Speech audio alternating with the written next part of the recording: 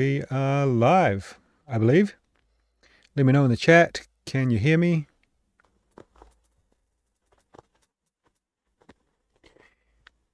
Better hit a bit of an Instagram story just to let people know that we're online. Should have prepared that before, but didn't. How's everyone doing? Let me know in the chat if you can hear me.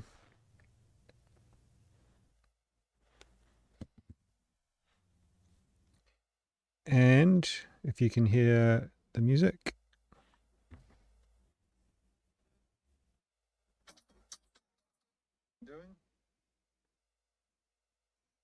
Let me know in the chat if you can hear me. Okay.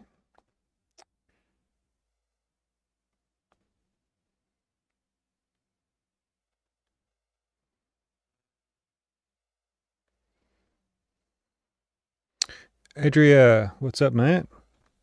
Cool about your message about Holystone. I'm playing there next Saturday, and I've actually got a track coming out with them as well. Anyway, let me do this story.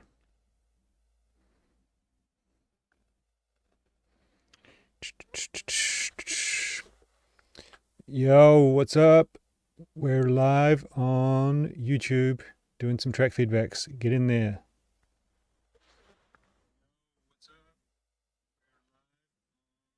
YouTube.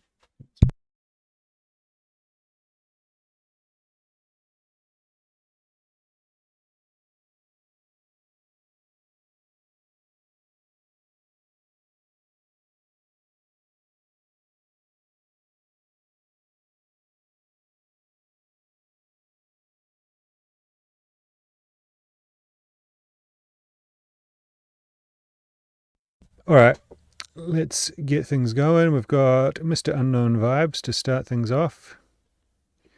Anyone who's asking about sending tracks, there's a link at the top of the description. Probably the best place to check as well. All right, let's just get going with this first one. Mr. Unknown Vibes. I'm already seeing something that I'm going to give you some feedback about, sir.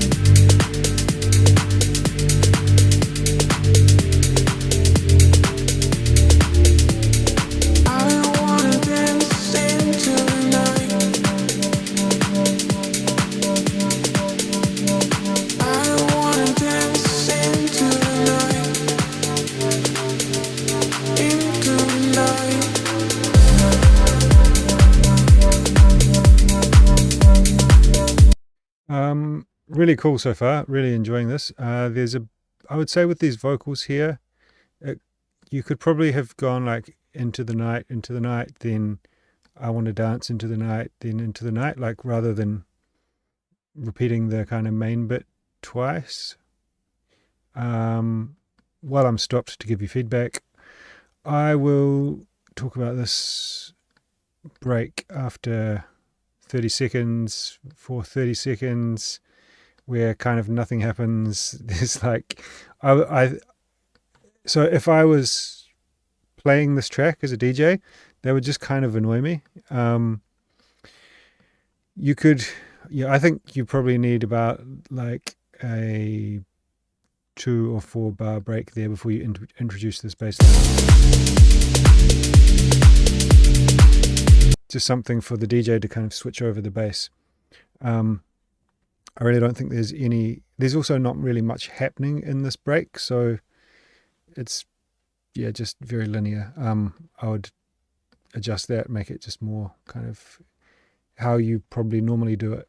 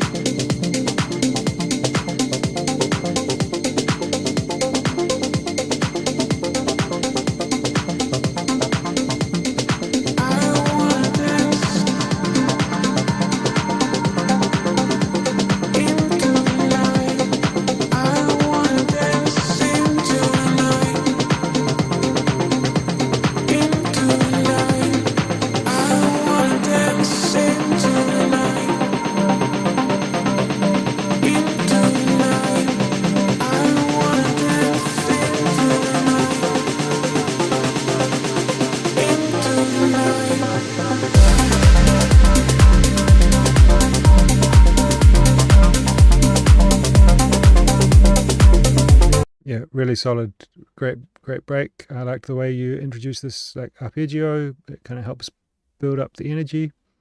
Really solid.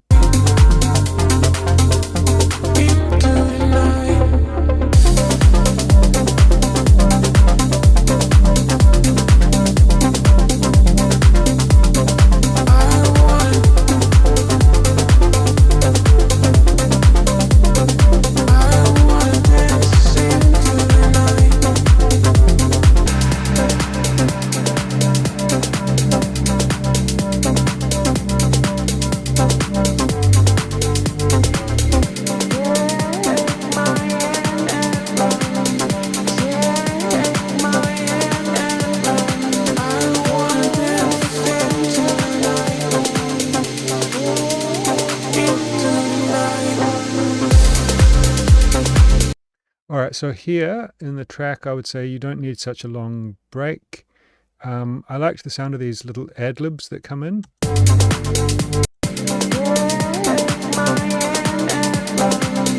But they don't sound very good when they're overlapped with the kind of chorus. So I think you could use them better by like maybe using them before the break or something.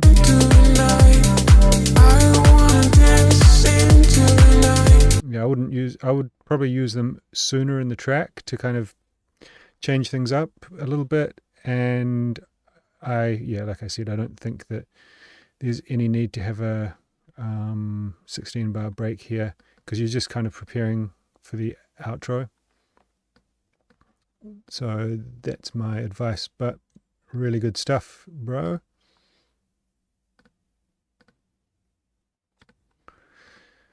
Alrighty. Won't look back by 20.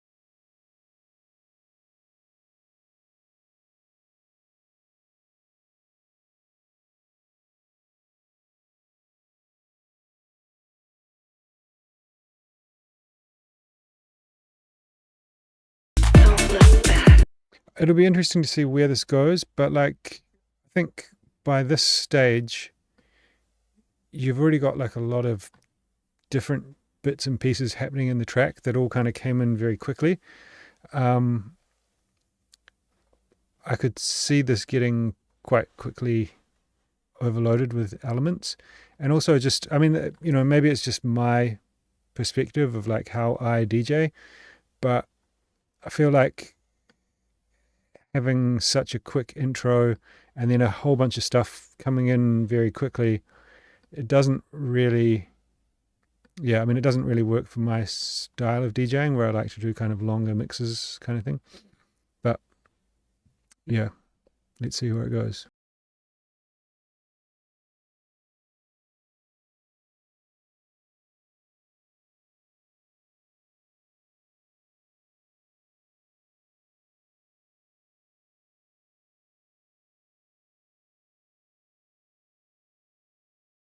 Places that we know. I think this little break here would sound cleaner if you took out these little kind of background melody loops.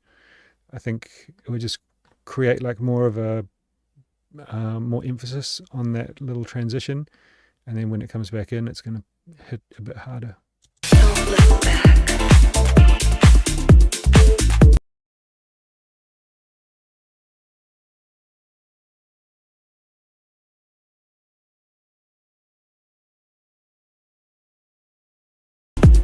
That sound you've got coming in there, it's kind of cool, but it feels very like dry. I would put some modulation on it, try and get some panning or some width on it, bit of reverb, delay. Yeah, I think sounds like that can really help a track, but you kind of need to make them feel like they sit in the track.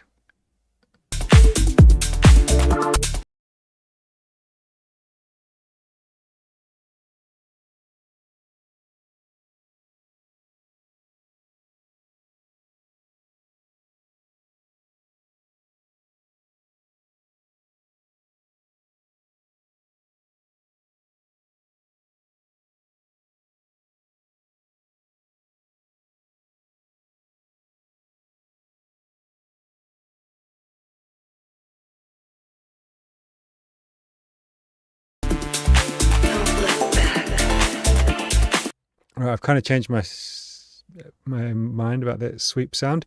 I think it's maybe not the right sound for this kind of track. I think having something that does what you're doing there could be cool, but I think just find a different sound that just naturally fits in the track more. And then do some of the stuff that I was talking about, like having some panning or some width, some delay. And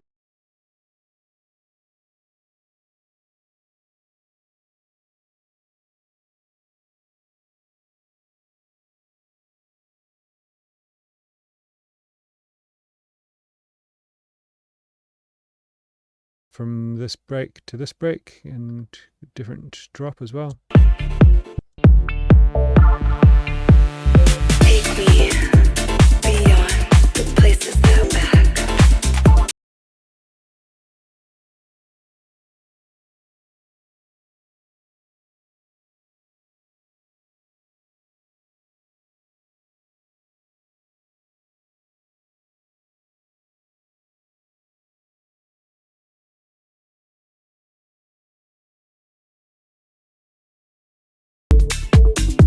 Yeah, so I would suggest kind of like you could probably make a track like this up to 6 minutes, 6.5 minutes or something like that, and extend the outro, extend the intro, just have things coming in a bit more gradually. But yeah, and then that sound would be the main other thing that I suggest, fixing that up. But good stuff. Nune, stronger. Or you've got 2 Z's on your name. Do you want me to pronounce that Nunez? Let me know in the chat.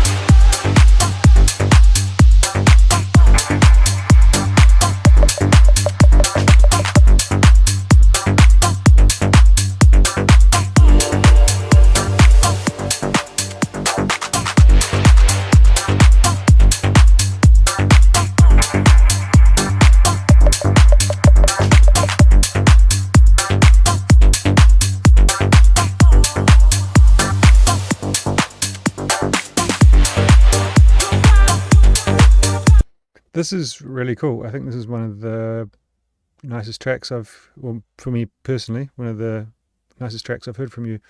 I feel like the drums could use a little bit more texture. They feel like a little bit vanilla.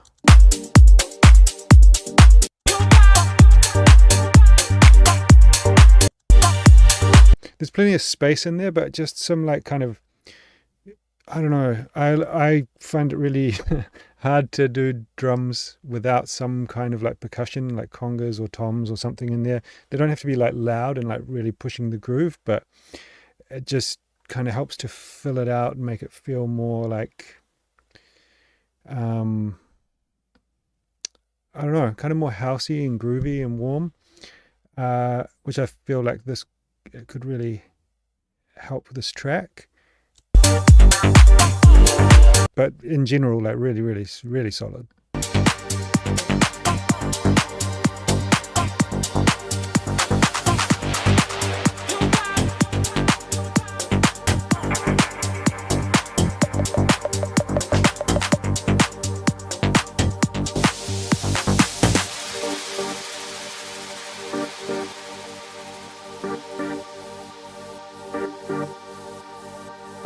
Touch the colors of your love. Make some room for my love.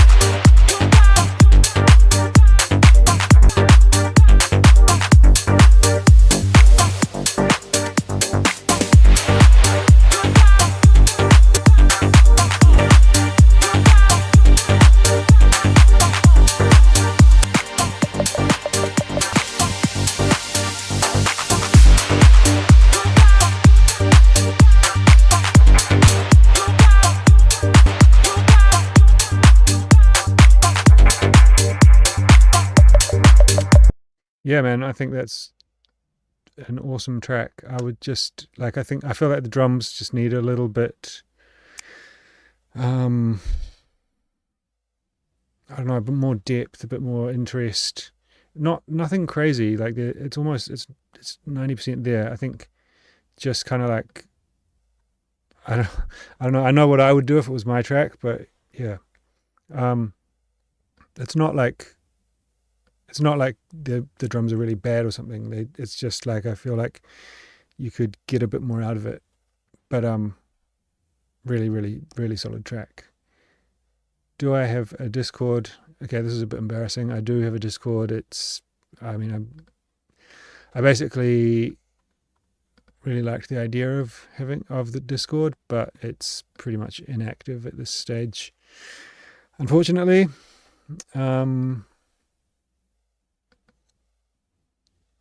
Like in the drums in the background. Yeah, I don't know. I wouldn't say in the background, but like, yeah, more like some kind of percussion kind of groove that like works with the bass line and works with just kind of fills out the drums a bit.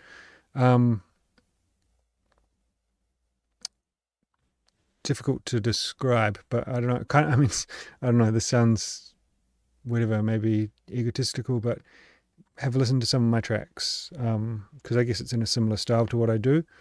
There's always a bit more kind of percussion and stuff happening.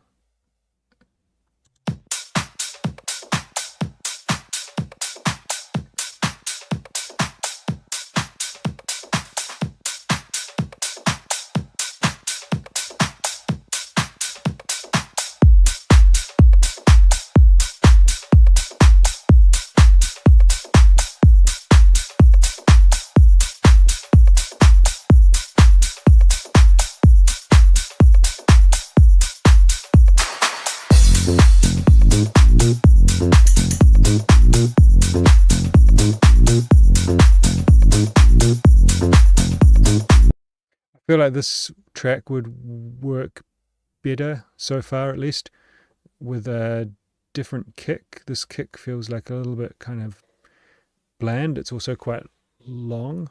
So it's kind of like taking up a lot of space, but not really adding a lot of character to the track, in my opinion. The bass line. The bass line. The bass line. Party bumping and the bass line jumping. The bass line. Okay, so I think on the arrangement here, you could kind of bring in some of this musical stuff, kind of like well before you start to bring in the vocal. I think if you kind of build that up, because it's kind of interesting enough, but you've kind of brought a lot of stuff in here at once. So I would say like you could, I mean, and yeah, this is just a sketch. I'm assuming it's not really, doesn't seem like a full track. It's what, 4 minutes? I don't know, I guess tracks are getting shorter. Yeah, I don't know. Not for me. But I would say that you could kind of, yeah, like build up the musical bits and then bring in the parts about the bass line. Like it's almost like you're kind of bringing, before you've built up the bass line bit of the track that is supposed to work with the vocal, or the kind of, yeah, it's like he's commenting on something that's not there yet. So I would say build up the musical bits, then bring in the vocal.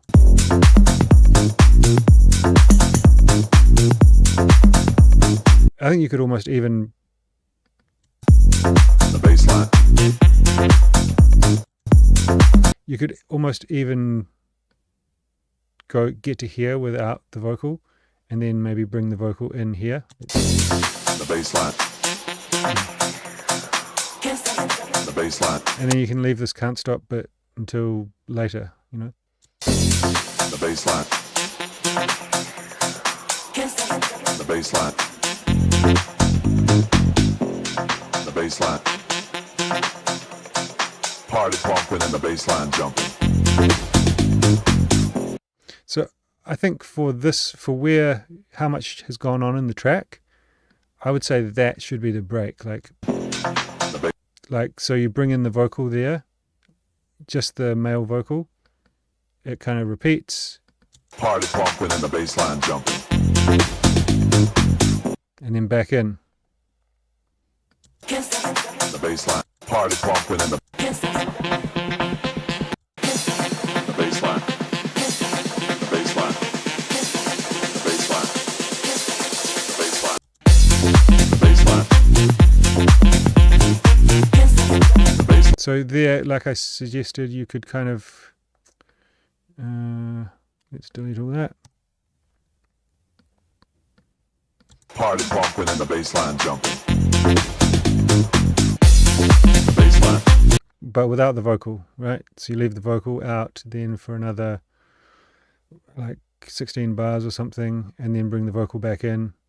I think there's a lot of potential with this arrangement. You've got enough elements in there to kind of work them kind of in and out and have different combinations. But at the moment, you just kind of like, seems like you're kind of playing, you kind of maybe not taking enough time with it to create enough kind of tension. And then this kind of back end of the build up here, like if you were to kind of do what I suggested and then have like another main break kind of thing, this is just a bit like it's not very interesting. It's definitely not bringing anything new to the table from anyone else's track. And if you're just going to have like a kind of stripped back snare rise house track build up, then this is not doing that incredibly well. So, you know, I've just referenced some other tracks that do that better, and go with that. Party bumping and the bass line jumping. Party bumping and the bass line jumping.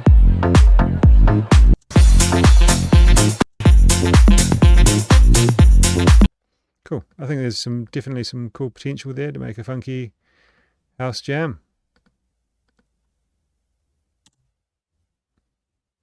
Oops.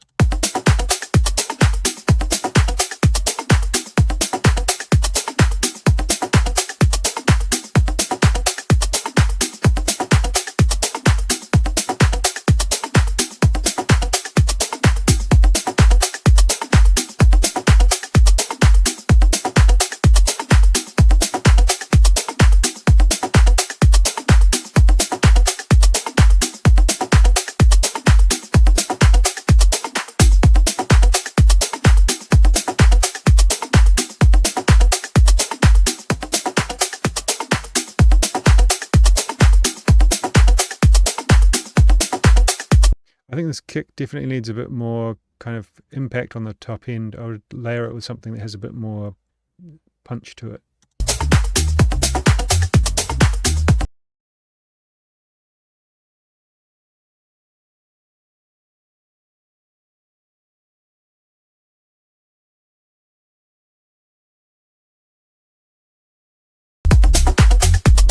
And this break, I mean, basically nothing happens. You take out the bottom of the kick, and then all the percussion and everything stays the same. You bring in the bass, filtered out, and then it just drops back in. Like, I mean, I guess in a club it would have some effect, but there's so much room there to do something interesting. Take out some of the drums or some of the hats and stuff, so that when they come back in, there's more energy coming back. So you basically taking out some of the highs to create some tension. Then it feels more satisfying when it drops back in. You could put a fill or some kind of little effect. I don't know, reverse these kicks, or I don't know, anything. There's a million things that you could possibly do there to make that a bit more interesting. You put some kind of effects, transitions. It doesn't have to be over the top, but something subtle would just elevate that a lot.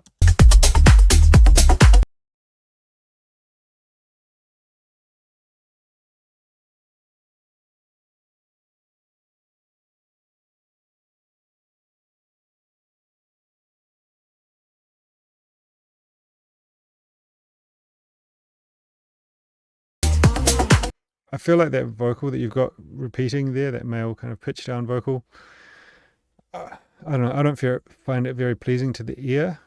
It could work much less frequent, if you had it in there much less frequently. I feel like this little bell thing that you've got kind of filtering in sounds much more interesting.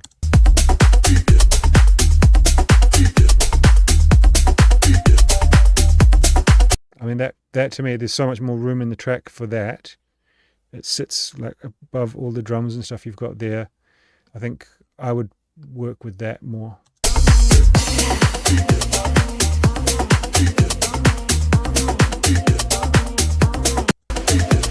Now when you've got this male vocal and then this new female vocal being looped, it's just too messy in my opinion.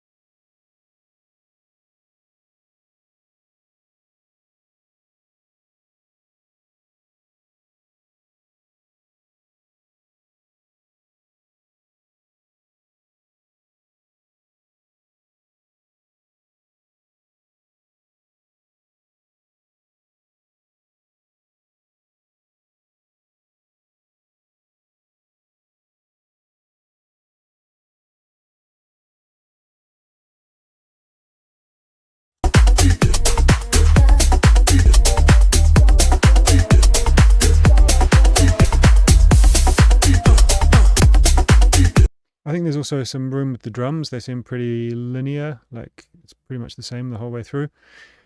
So you could definitely like have some different things coming in, take some of the bits out so that it creates a bit more tension and release. I think you've definitely got a good kind of groove going there, but it's boring for when you have the exact same thing from start to finish, in my opinion. Yeah, I think also like so these like breaks and builds, they sound cool, they work, but I think they could be a bit more refined. Like, I think just taking out some of those hats and stuff like that, just creating a bit more tension and release, and then maybe doing something that sounded pretty similar from the first one to the second one. Maybe you brought in a few more samples or something in the second one, but I think you could work it a bit harder.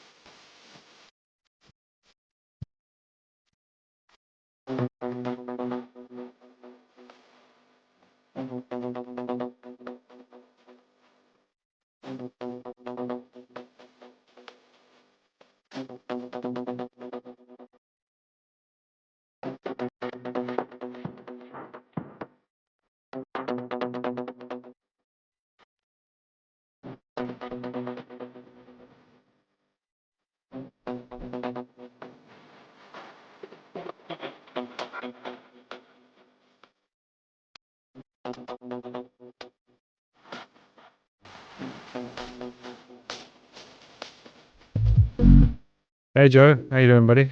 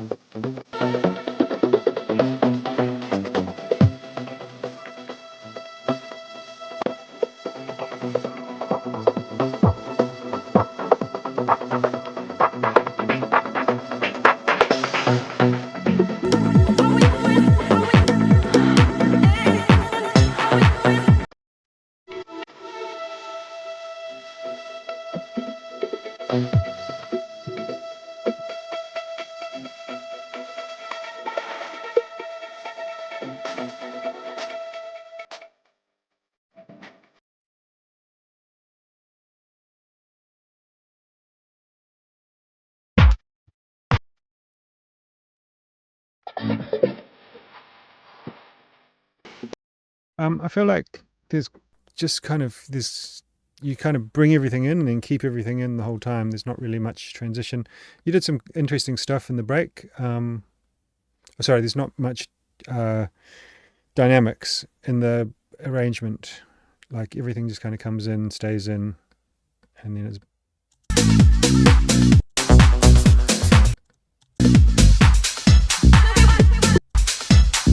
And I mean, this intro, I don't know, I kind of wonder, it makes me think who is in mind when you're creating an intro like this. Like, is it for streaming? Or because if it is, then that's not a great way to start a track for streaming. I don't know. I kind of it feels like people are referencing. I don't know. I don't know. I think house music fits best in the club environment, and when that's happening, it's normally played by a DJ.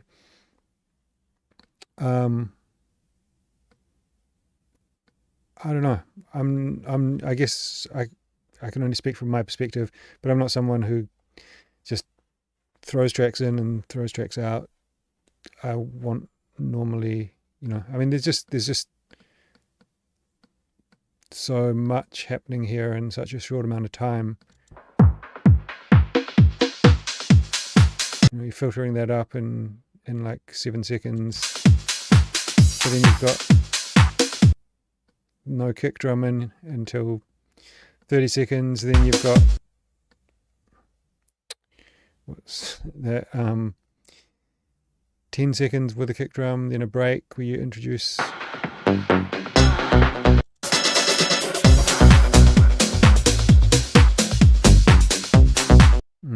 Also, I think your hats are.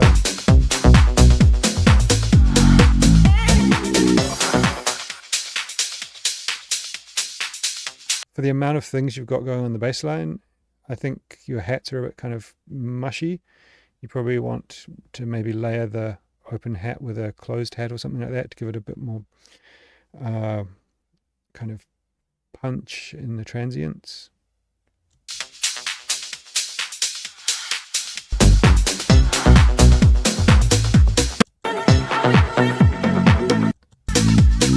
Yeah, but I would say mainly like look at the arrangement, draw it out a little bit more. Have some more kind of some sections where things come in and out. You can, by playing with bringing things in and out, you can just get a lot more out of your elements. Yeah.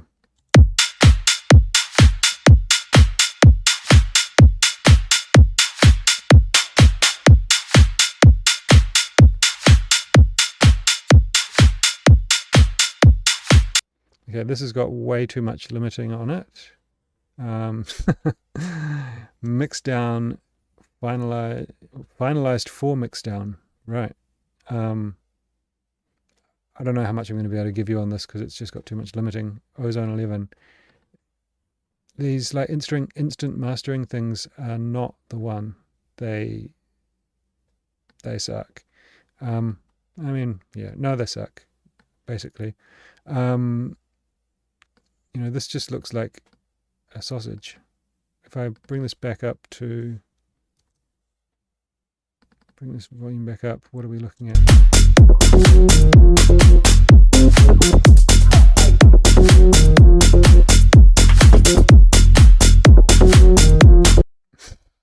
I mean, I've never mastered a track to -5 LUFS in my life. I know there's tracks out there that have that, but like I can tell from the sound of your track, you've got no business trying to make your tracks that loud. And maybe maybe that's the preset you put on Ozone, or maybe you did like the kind of match thing and used a track that was that loud, but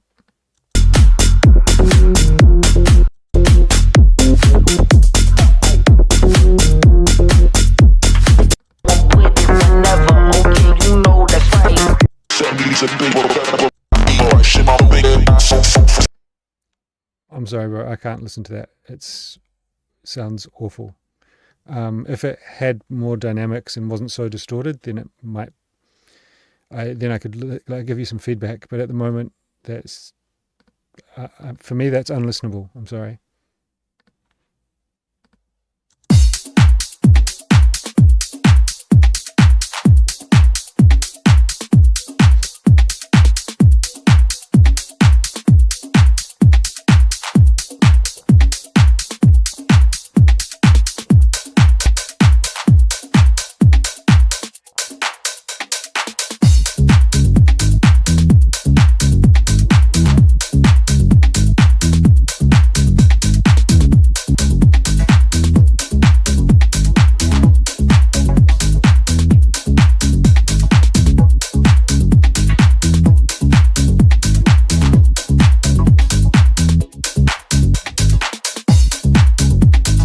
I feel like this bass line, you either want it to have a little bit more high frequencies, or like mids, or be a bit subbier.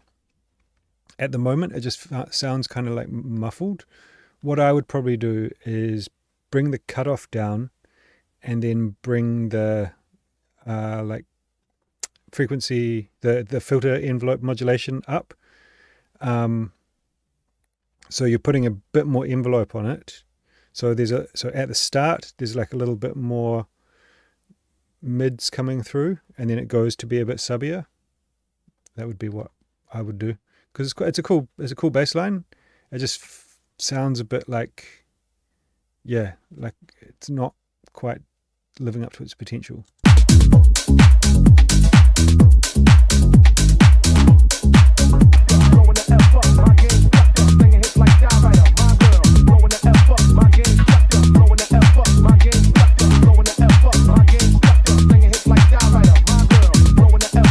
That vocal has like a similar sound to it. Like it sounds really like it's kind of filtered and in the background, but it's really dry. So it's kind of, yeah, it just sounds a bit weird. Like it's all these kind of things are making the track feel like there's kind of no, I don't know, substance to it.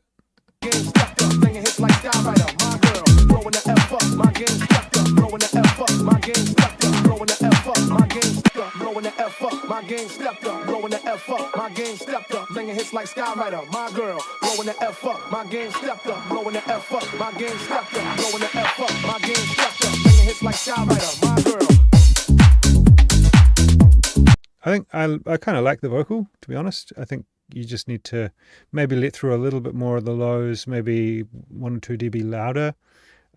If you're going to filter it in, like start it like here and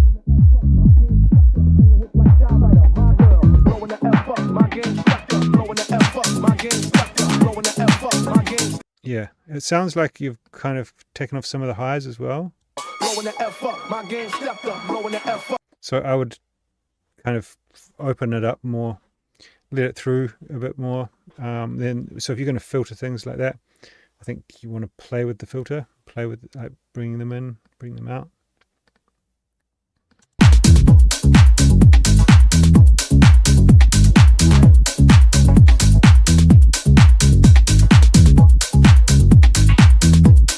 I think these kind of musical bits could be ever so slightly louder. I think that would help fill it out a bit more.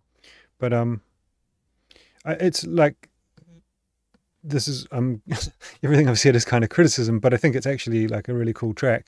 It's just like there's just some little changes in the mix and stuff that could kind of like make it a bit more pro sounding. I don't know. I don't like that word, but it's, yeah.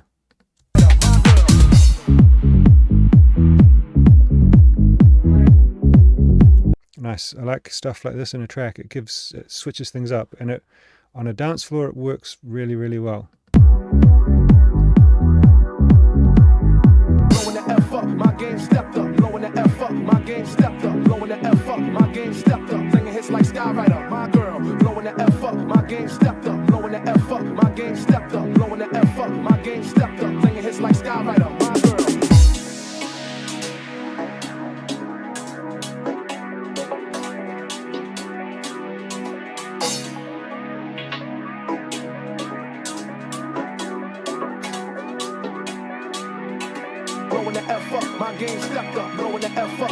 Yeah, that vocal definitely needs to be louder. It's not doing its job to create the kind of anticipation.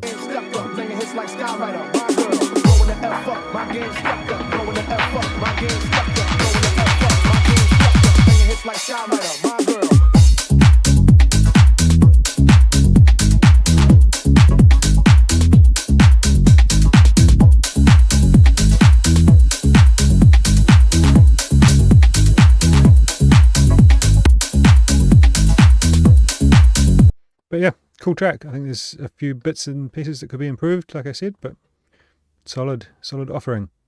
Adria, what lufts do I aim for when mastering my tracks? Normally about -8. It depends on the track and the style. Yesterday I was mastering a kind of melodic techno track for someone, which I think the LUFS on that was around -7, -7.5, or maybe minus, I don't know, in the kind of loudest bit, maybe like down to -7. But it really depends on the track and what it needs and the style, and the elements, like how much stuff is in it. Has it got a vocal? Vocals will generally take up quite a lot of space and push the LUFS of the track if they're played with everything else in the track.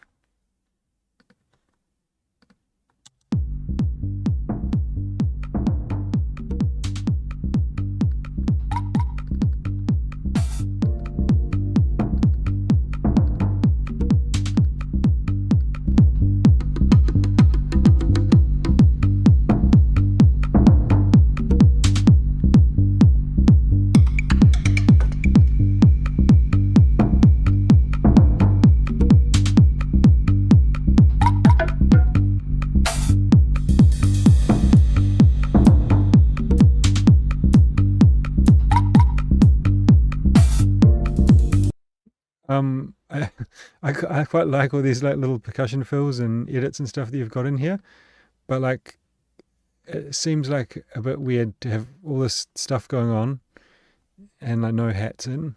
I don't know. Interesting choice.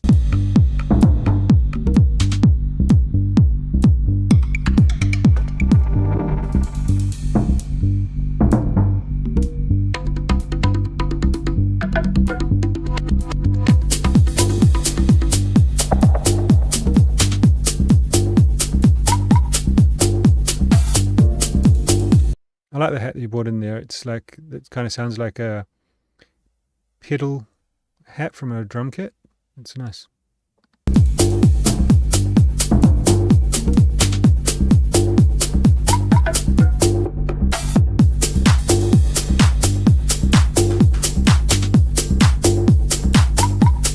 Nice kind of like old school sounding groove.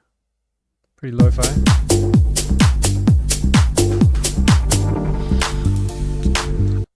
Your bass line is also extremely low. I mean, I'm using headphones, so it's you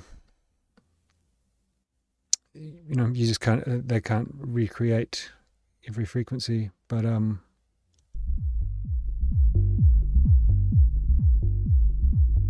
think it's kind of it's the kind of thing where if you're listening to that in a really loud environment with like full frequency, it's going to be maybe a bit, that's going to like overpower the rest of the elements quite a bit, I think.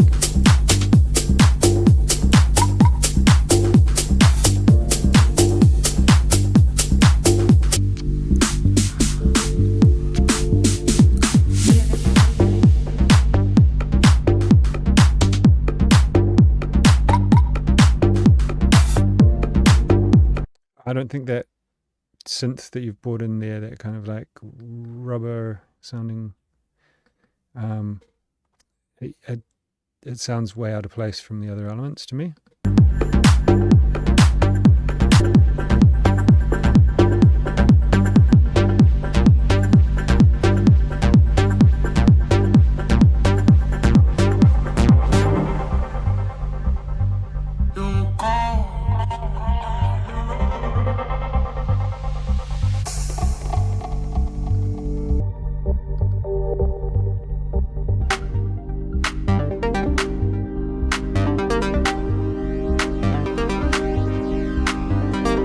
I like the synth you've brought in here, but it sounds very different to the rest of the track.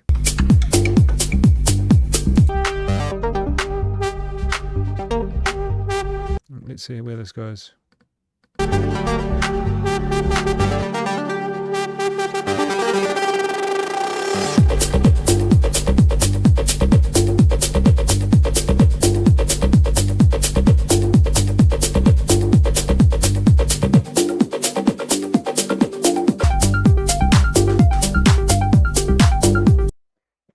Yeah, this kind of sounds like quite like a few different ideas thrown together in pretty early stages. I don't mean this in any disrespect, but it sounds like maybe you're pretty early on. You're just kind of getting into music production, possibly. But I think you could definitely benefit from referencing some arrangements of other people's tracks. Just kind of see, and then like I think referencing also for the type of sounds that you want to fit in your track, like because the drums and the bass and stuff sounded one way, and then these synths and things that you brought in sounded another way. Yeah, I don't know. I'm like obviously there's an aspect of writing music, releasing music that you don't want to just sound like everyone else. But I think it's worth learning how to sound like other people before you start. I don't know, what's the saying that I'm trying to find? Like, learn the rules before you start to break them, kind of thing. Like, definitely be creative, try new things. But I think if you don't kind of learn the basics and how to build a strong foundation of a track, then it's it can be difficult to get it to sound probably how you want it to sound.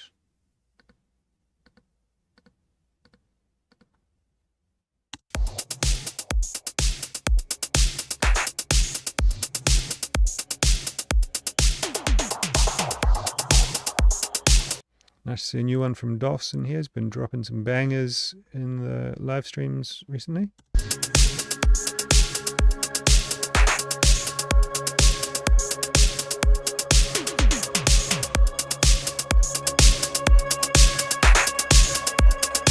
Is this kick drum in or?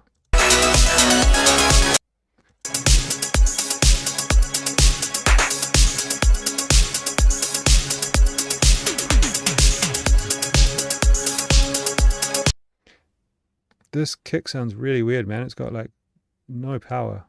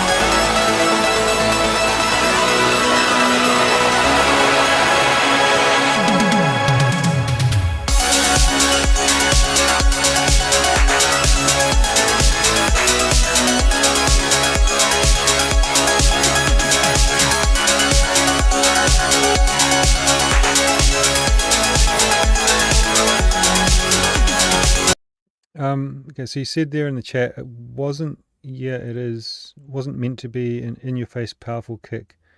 You were going for that same sound. Okay, so this synth that you've brought in is really full on. I think you need like a really smashing beat to have that over the top. I think it's kind of like out of balance in terms of the energy that it's bringing. Cool, like idea with the break and stuff. I think you could condense it and make things happen a bit faster. And then I guess, yeah.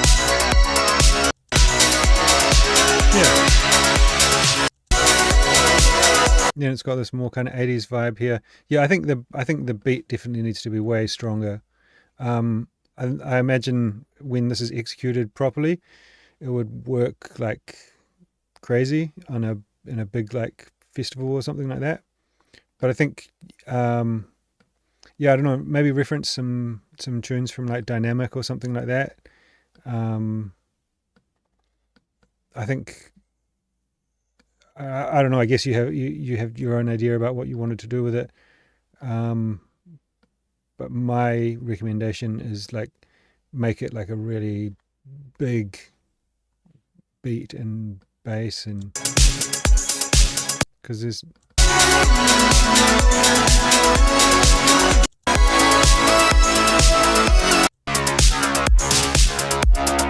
yeah, I think it needs to be a big track with big drums, but really cool idea.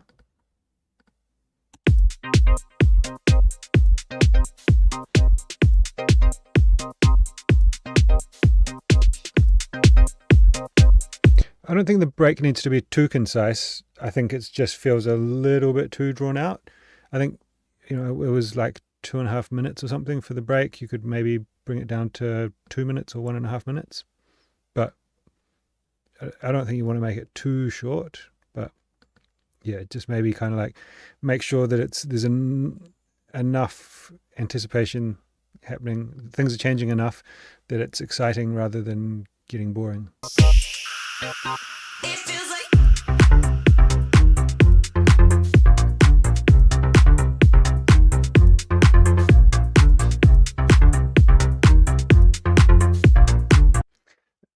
it feels like interesting because of the vocal, but it feels like every live stream, like there's kind of like a bunch of tracks that have the same thing. In this one, it's the intro is like, like nothing's kind of happened here, and then you're in, like you're mixing in 15 seconds, drop the bass.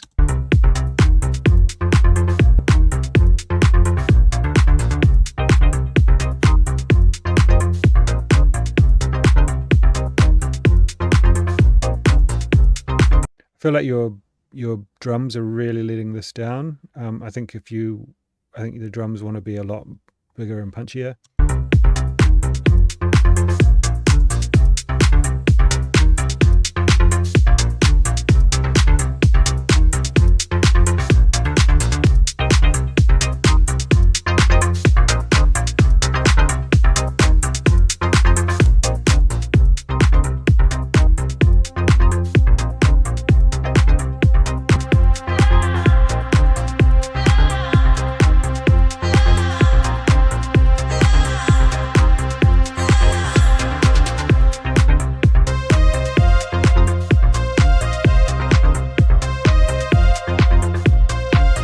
Cool. I really liked that like riser and vocal thing that you had coming in there, and then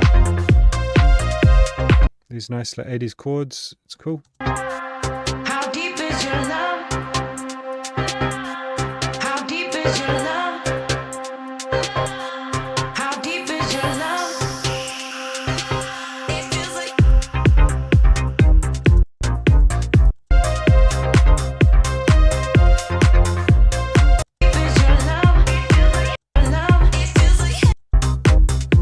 Yeah, I think the drums on this just need to be like a whole nother level better. I also feel like the arrangement, I would probably, if I was to arrange it, I would do it totally differently. I'd probably like get the drums going, bring them in kind of like way more interesting textured drums, way more punchy, and then I would like use this vocal and sweep kind of thing to introduce it around like, so have like a break around 1 minute here, and then drop the bass in, then so like basically then bring in these like little organ sounds like or electric piano kind of things.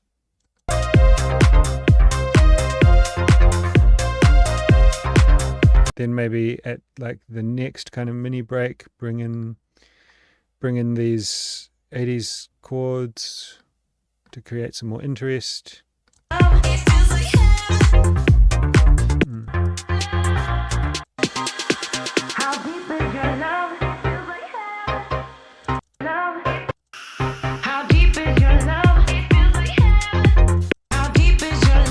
Yeah, I think you've got some cool elements in there that could definitely be worked into a great track. It's got a really nice vibe to the track, but like a lot to be done. It feels like a pretty rough demo. Mr. Ryan Cole, new one, nice.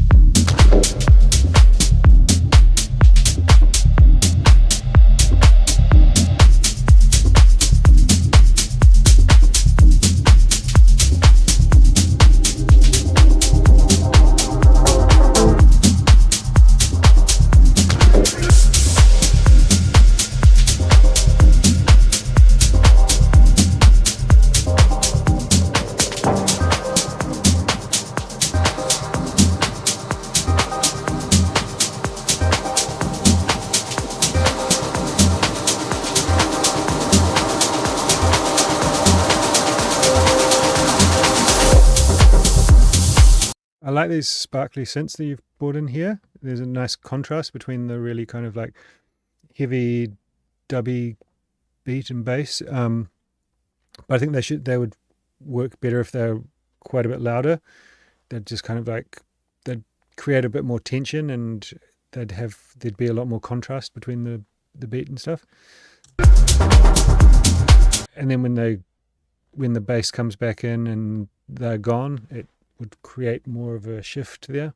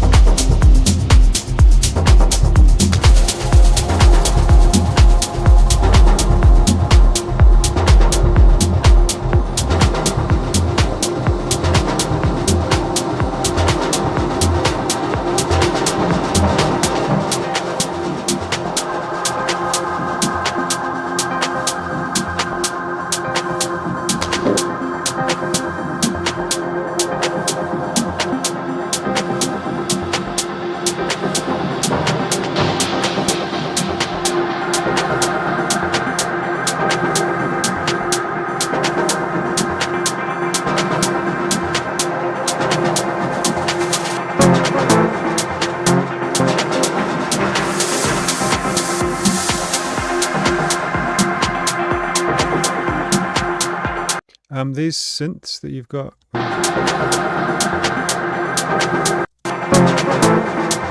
they feel a bit dissonant to me, like each other time they've played. I think maybe some different notes or maybe a different sound that has a bit more clarity, or both. But I like the concept. I think if once you find the right thing, then it will work.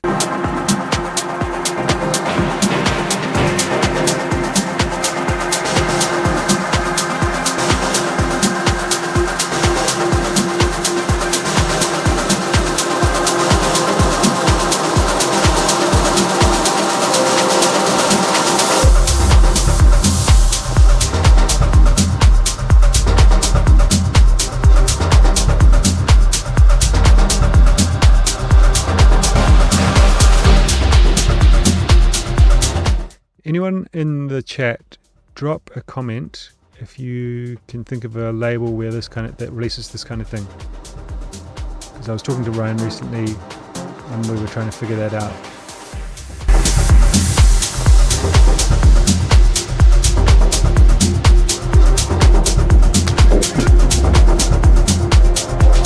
Or if you're rewatching this on YouTube, then drop it in the comments.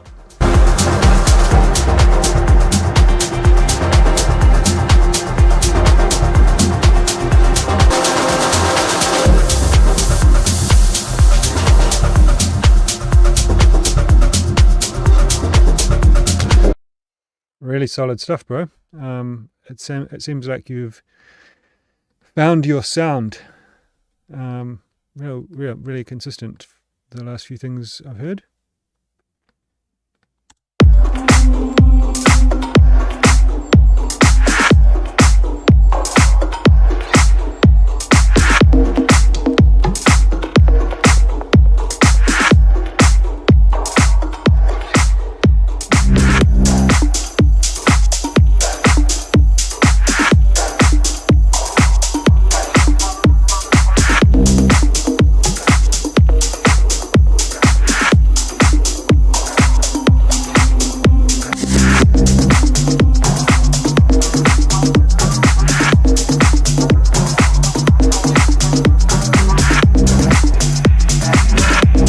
I think there's already like way too much stuff in this track. I mean, that's being the effect of that is being increased by the amount of limiting and compression, but the track just feels like kind of claustrophobic and way too crowded.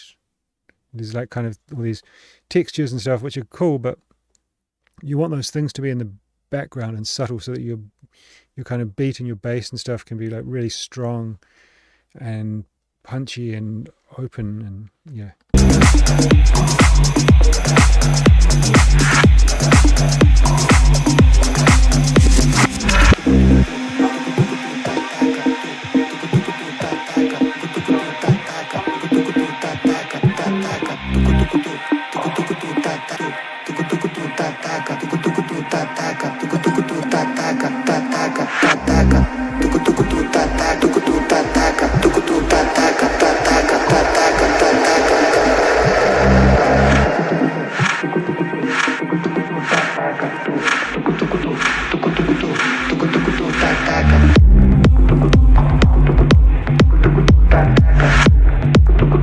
I think in this build up here, you kind of like, you created a lot of tension.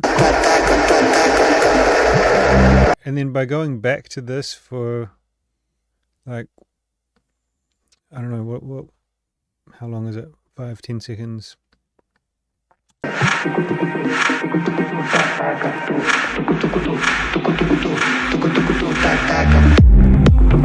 It just didn't create, it didn't deliver the way that the tension had built up here. Then it just kind of like fell flat again. And so I think, maybe you go like this. Then there, you take everything out for, I don't know, 1 bar or something. And so it's just the reverb tail of that. And then you go to...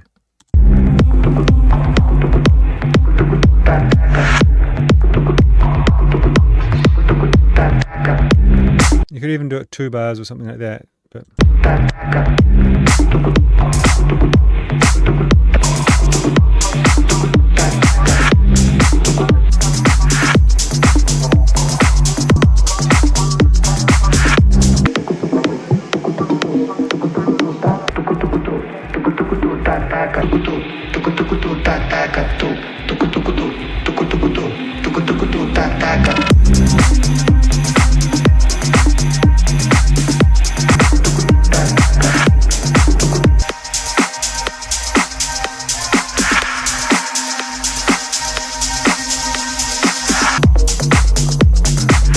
I feel like it would benefit from like let's say that vocal is the hook for this track.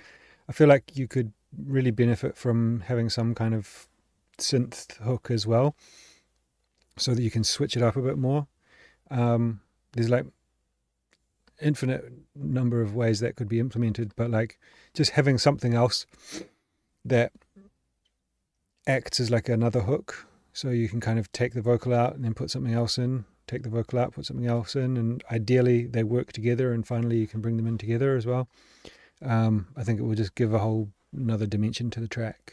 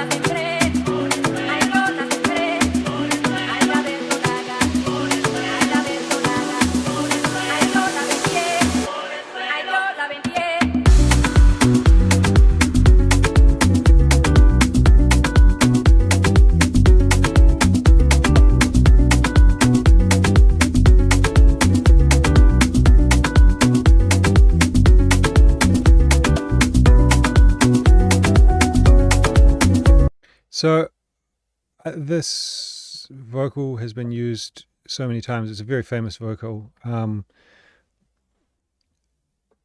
would suggest either digging a bit deeper or just do it without. I like this guitar thing that you've got. I'm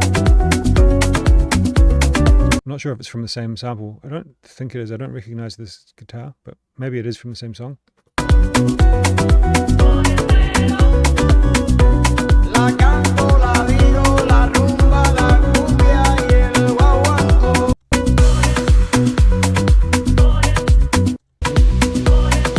La verdolaga, por el pelo, tus lindas declaraciones, la verdolaga, por el pelo, niño blanco, no me olvides la verdolaga, por el pelo, ay cómo se ríe, por el pelo, ay es bonita, por el pelo, ay es bebecita, por el pelo, ay la verdolaga, por el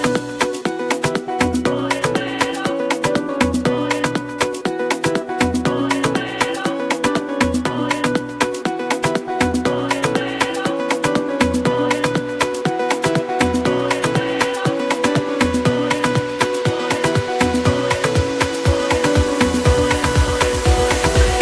Esto es de corazón.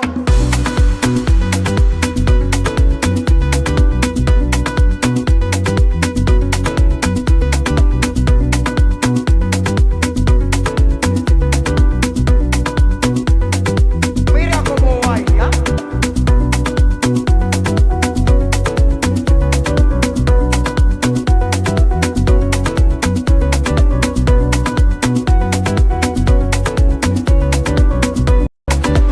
Ay, Yeah, I mean that's. I think what you've got is cool. It's like not the thing with using like a really well known sample is that the listener's instantly going to go, "Ah, this is from that track," or maybe they don't even know it's. Maybe most people don't even know it's a sample, and they just associate it with that track.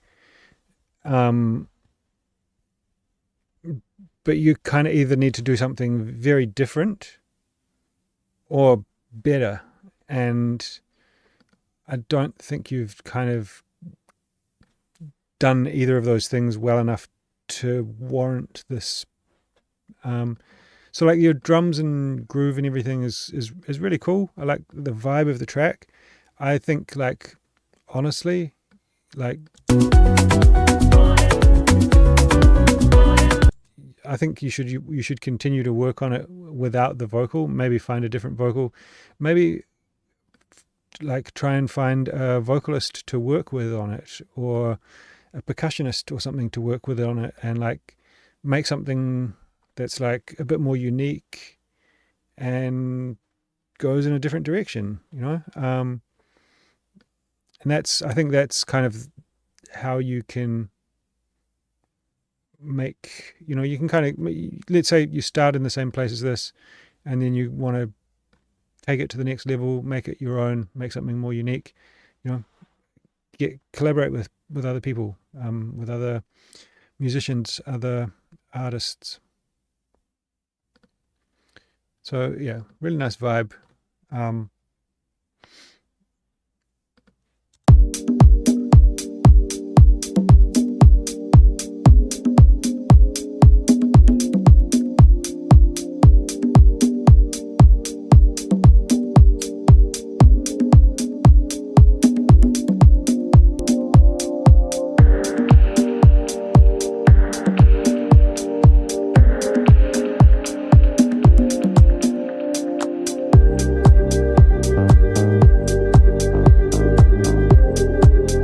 Very nice vibe on this.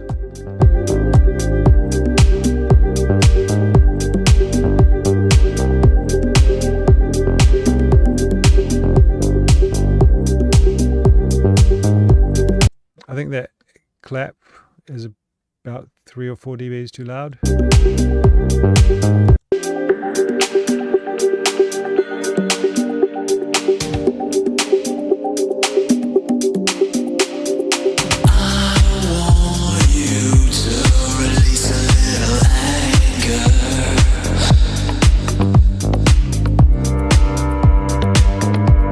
That vocal kind of came a bit out of nowhere. It feels a bit thin, like it feels like you've kind of EQ'd out too much of the body of it. Maybe it's got saturation. It's also feels very wide, like it feels like there's no center. It's just kind of left and right chorused or something. Maybe offset. It could be accentuated because I'm wearing headphones, but it feels a bit odd for a vocal. It's also, yeah, it's a bit loud.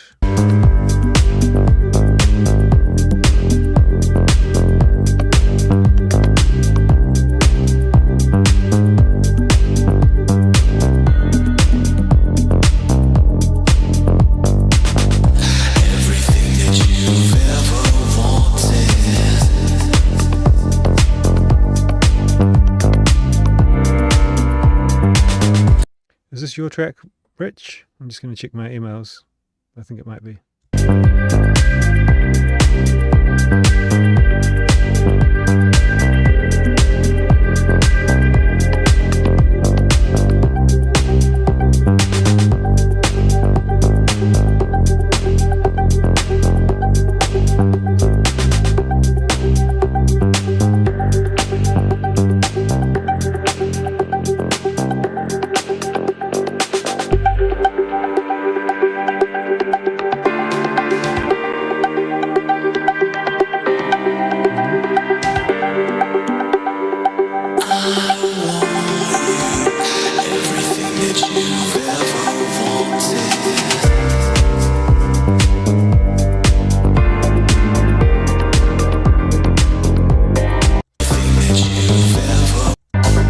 Yeah, this is a really nice song. I think the processing on the vocal and the mix down feels a bit. So the mix down feels a little bit clumsy. The processing on the vocal, I think, is totally wrong for the track. Like, I feel like the vocal needs to be way more laid back to fit with the track, whereas it's very bright. Sounds like it's got quite a bit of saturation on it, It's got quite a lot of the lows pulled out. It's really loud. It's got this kind of crazy width with no center. So I think the vocals completely not working for the track, but it could for sure. I think you're really, everything sounds really nice about the track.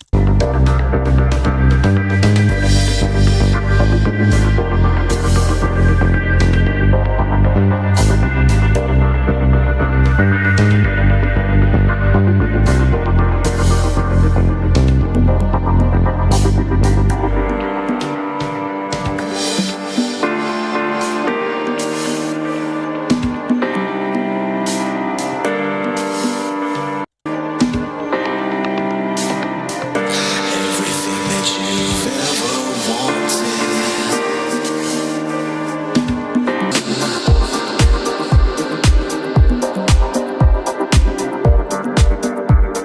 Interesting choice to drop back in without the bass line. Your ass is a little closer.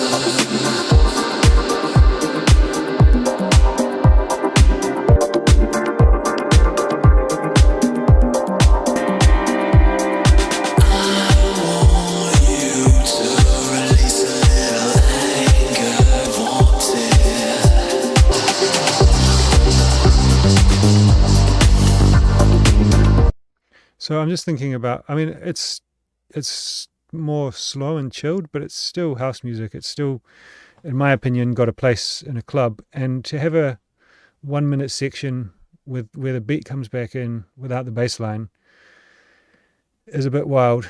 Or, you know, maybe these days, I don't know, a few 10 years ago, there were people were definitely playing stuff like this in clubs, definitely here in Berlin anyway.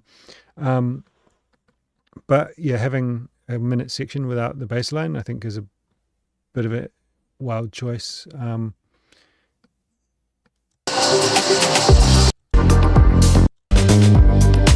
So yeah, anyway, a few things to be going on with there, but really solid tune. And it wasn't yours, Rich. It was Kotu Life.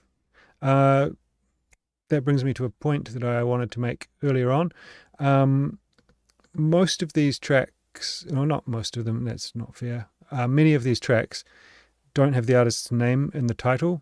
It's better than some months where there's people with like just dates or numbers or random shit. But like people who own labels listen to this stream. Tracks get signed regularly off this stream. And if you don't put your name on here, like you're just making it so hard for people to identify you. And if you're sending, you know, I'm not a label here. It's just for feedback. But I would just, you know, if you're sending demos to a label, you always need to make sure that your tracks are named correctly so that the people can find you. If you're sending an MP3, make sure the metadata is correct. I don't like sending WAV files for that reason. If I'm going to send a lossless, I'll send like an AIFF with correct metadata, or an MP3 with correct metadata. You can put your email address in there as like a comment or something like that. Put your name, the name of the track, you know. Just make it as easy as possible for people to find you, and then do that anytime you export a track from your DAW, because you never know what's going to happen with it, or, you know, it's just good practice. Fernando Ortega, the man, the myth, the legend, has been dropping some heat in the feedback streams lately, so let's see what we've got. Every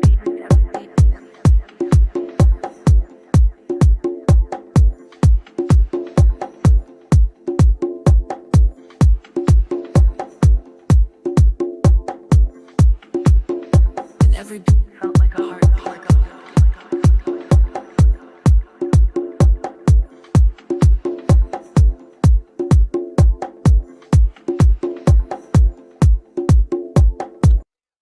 I think it's because there's such a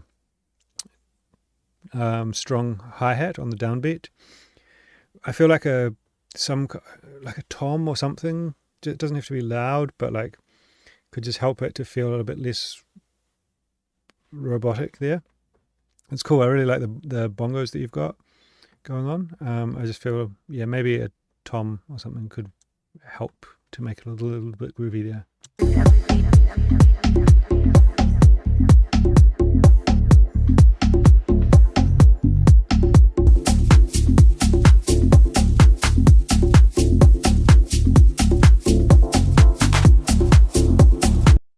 I would probably like bring in the rest of the beat here and save the bass line till 1 minute. That's me, but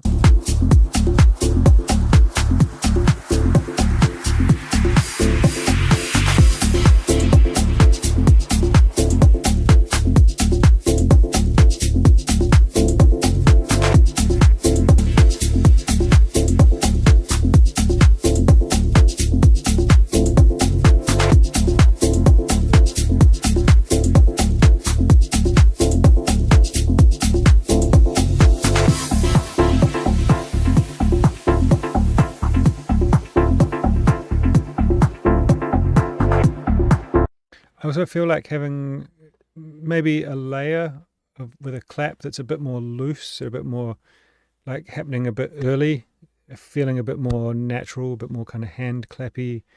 I feel like the kind of tight, quite loud, sharp, transient clap that you've got at the moment kind of feels a little bit rigid for the track.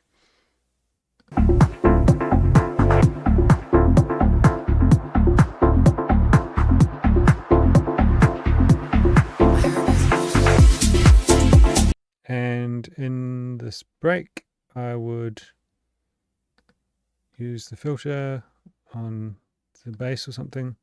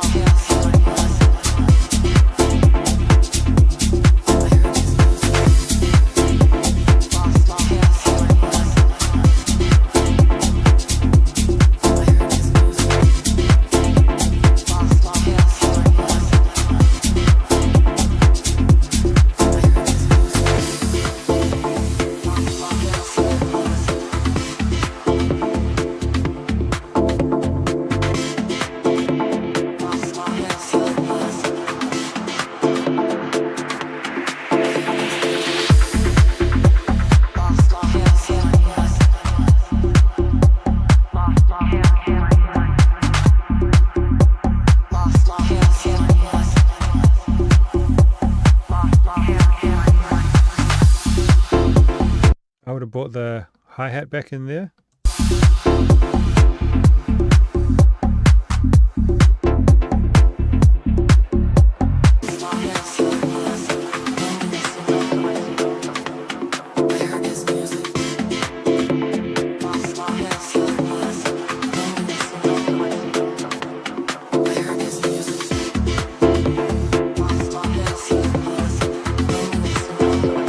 I think this creates a cool effect when you bring the bass line in back here, but I think it looks like you're not going to do it, but I think at least like half a bar or 1 bar before the drop you want to bring that bass back out.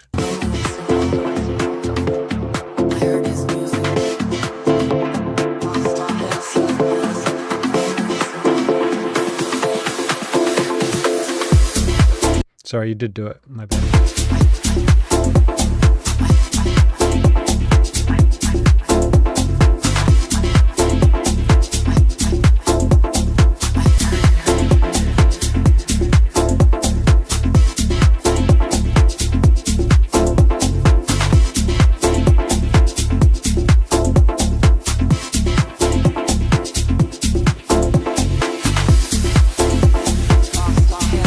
Really solid track, man.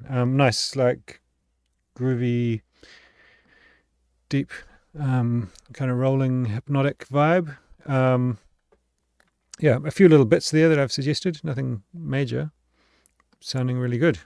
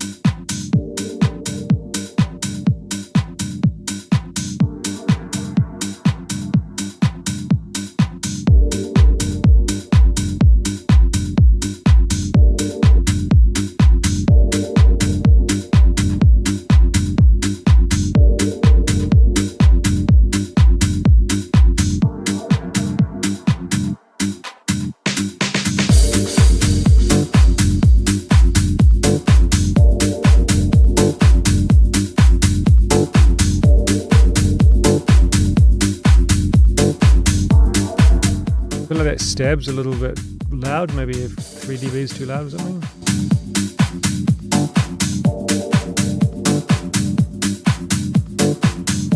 And maybe when you first bring it in, you could have the filter closed a little bit more.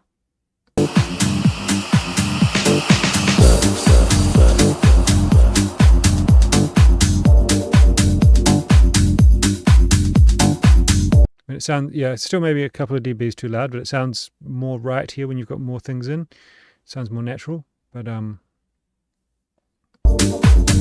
She takes me by the hand, and I don't see her face. Not sure how I got to. Vocals a bit loud, kind of sitting too far above the track, and quite a frequently used vocal. I guess the pack must be about 10 years old now. So I've heard it in a lot of tracks. I think I've even got like a couple of tracks that might have used it in and never released. Don't remember how I wandered this far. How did I meet you and what is your name? How did I get here? She smiled the same. The sun in her hair and a beautiful face.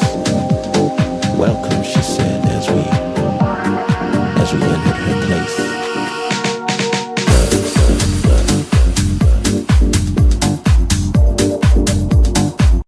I think that vocal, just to take away the fact that like I'm familiar with it, I think it's wrong for the track. I think a spoken word could be really cool.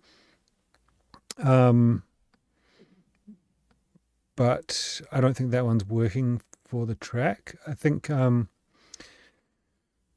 don't know. I think it would be cool to like have something original in there.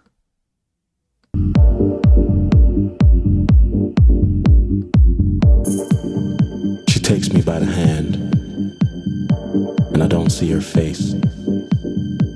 Not sure how I got to the beautiful place. How did I meet you and what is your name? How did I get here? But she smiled the same. The sun in her hair and a beautiful face. Welcome, she said as we entered her place. Some pictures, music, a drink on the side. We talked till the morning, our eyes open wide. She told me her stories with smiles in her eyes. A moment of time as we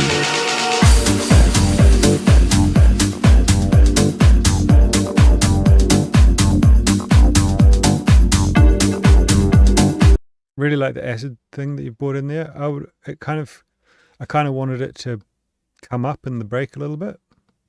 I could kind of hear it in the background, and just like me a bit of acid, eh?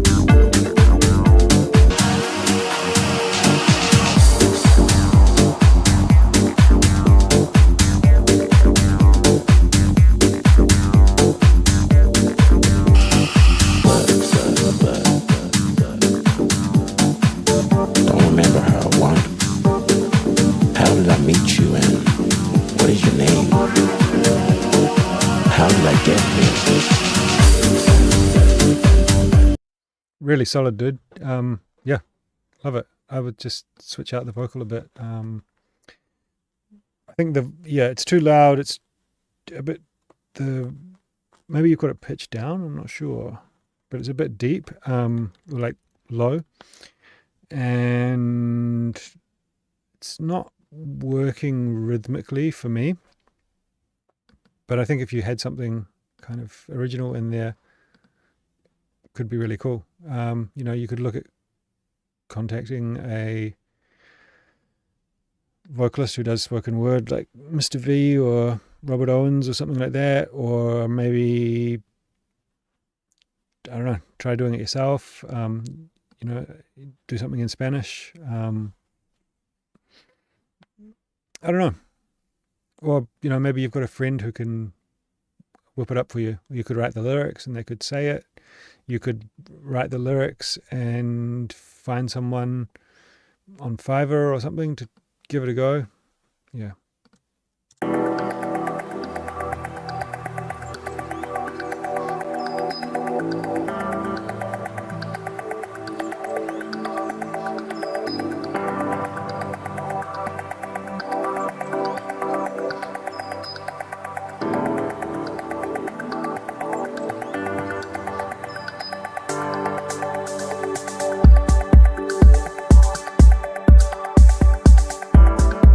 Things are getting deep at the end of the session here.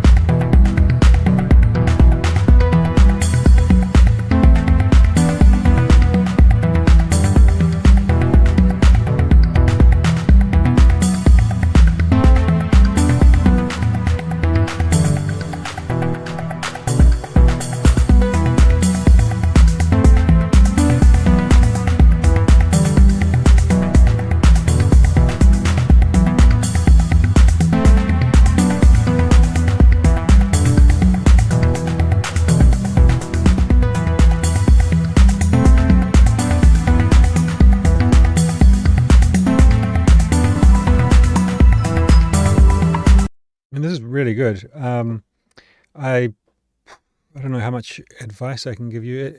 There's things about the mix the mix sounds really good. Like it's really, there's a lot of clarity, a lot of depth, but I think because it doesn't have like a kind of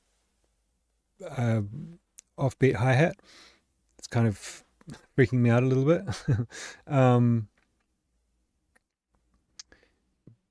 But yeah, so I mean, I can imagine someone sending me this track to mix, and it would drive me crazy without the hi-hat there. But I think, yeah, I mean, it's really solid.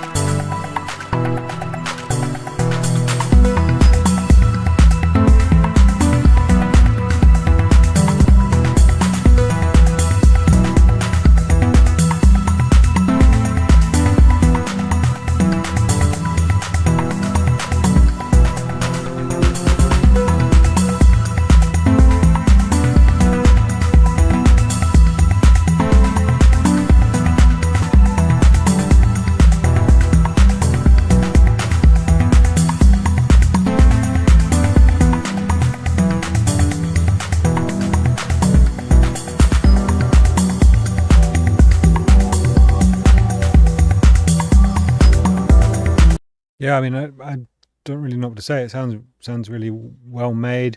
All of the elements are really, really good. There's a lot of expression in the track. It's but it's like it's got a lot of depth and expression, but it's simple enough that it's concise and works. I don't know. Good, great, well done.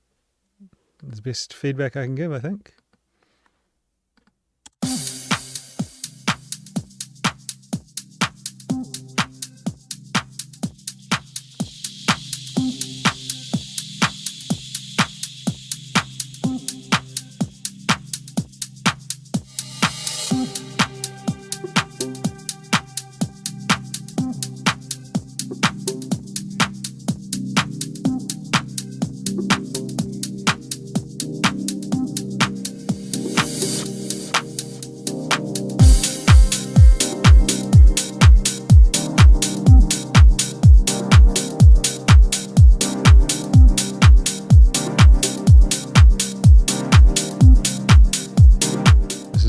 Up my alley so far.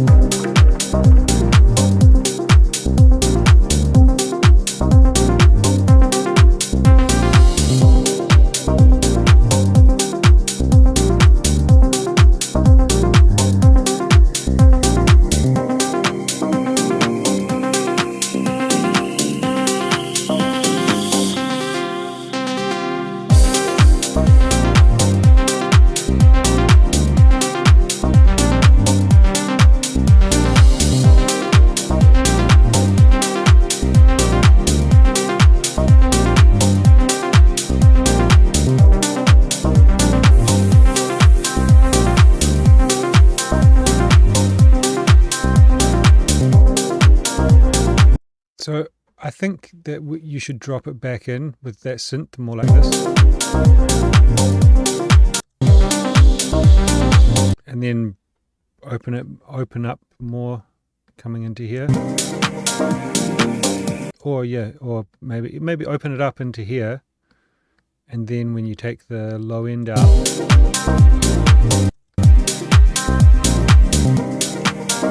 cut it right away and have this vocal bit.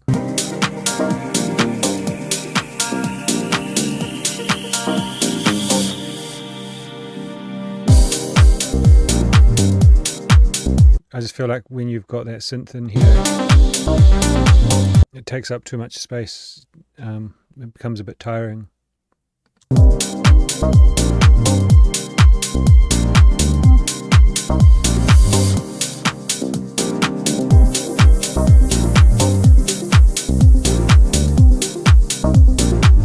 Like it feels quite natural here, where it's like very much more restrained, and then it kind of, I think you can then use it really well to create tension and release in these little breaks.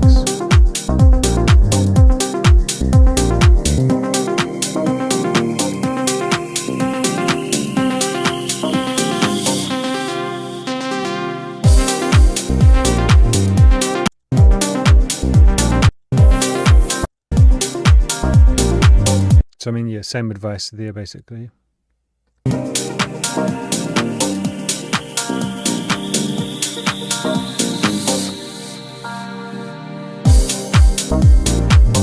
Yeah, really solid.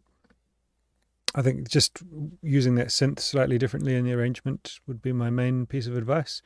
But a really cool track.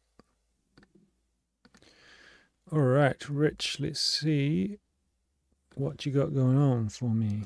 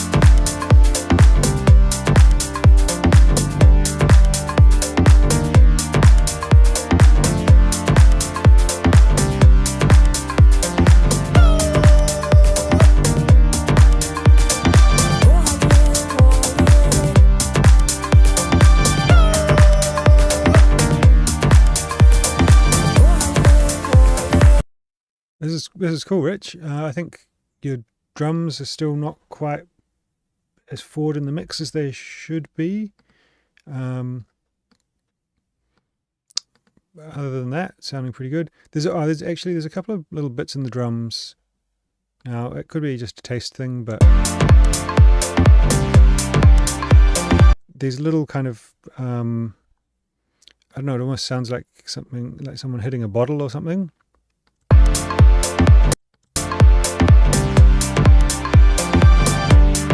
I like that you're trying to do the kind of call and response with the other drums, but it feels like it's kind of like creating a strange groove. Like for this kind of music, I kind of want everything to be like rolling, and that kind of feels a little bit awkward. It could be just a personal taste thing.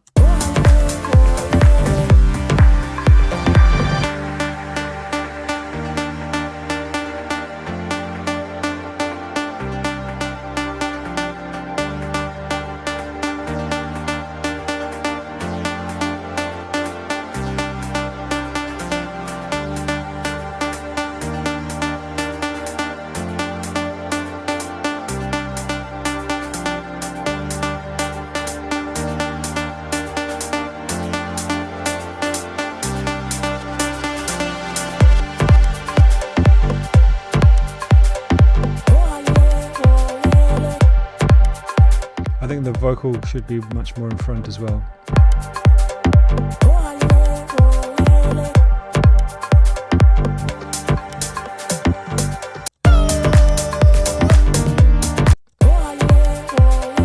I think if you're going to pull out that synth here, you probably want to have some kind of maybe rhythmic thing in the low end, like some toms or something.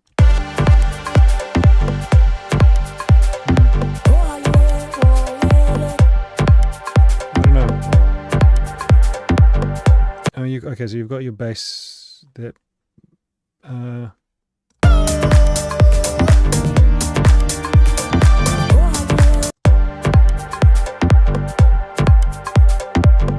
don't know, it feels like it needs something else, like not necessarily a new element, but maybe one of the other existing elements.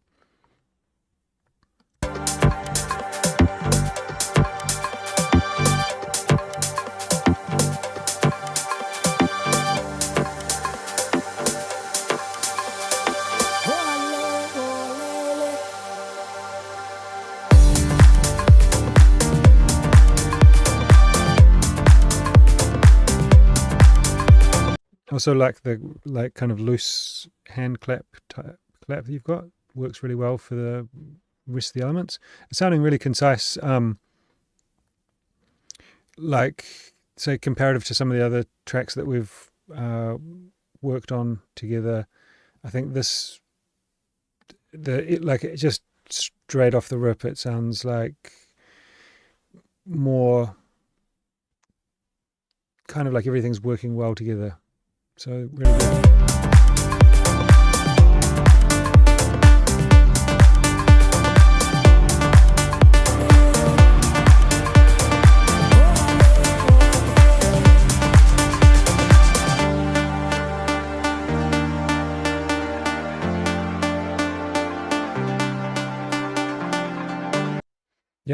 great stuff, man. Definitely worthwhile carrying on with, I think.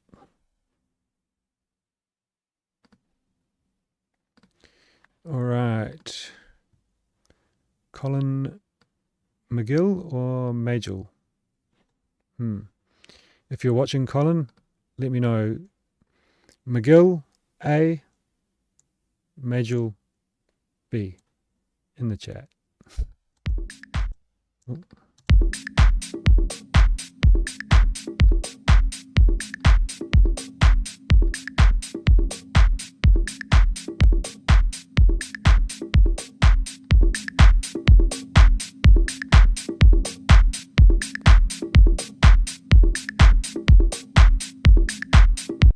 I think your kick, you needed, I would say probably a different kick. It sounds really like kind of lifeless, like it's not, yeah. There's no top end on it, it's just like buh, buh.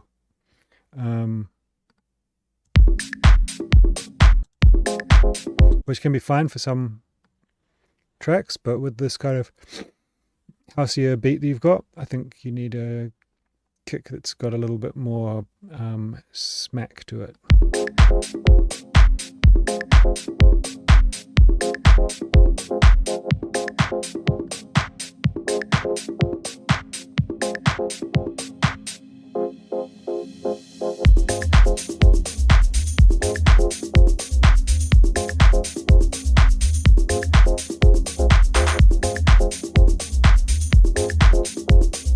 I listen to really a lot of music, everything. But as far as, the stuff that inspires me is just the underground sound.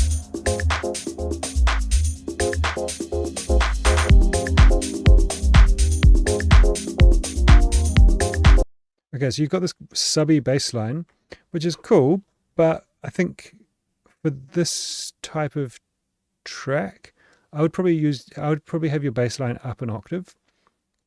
You've got space in there because you've got these kind of chords that are kind of like in the upper mids. And then, so if you look at the frequency spectrum here, so when your bass is playing around this kind of like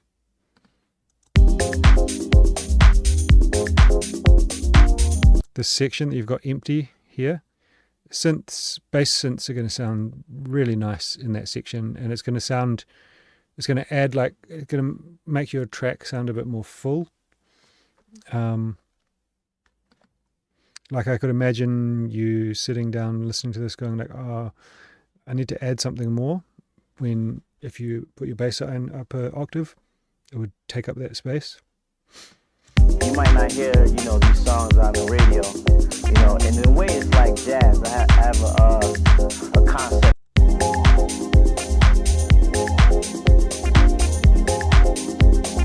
Nice pads and stuff there.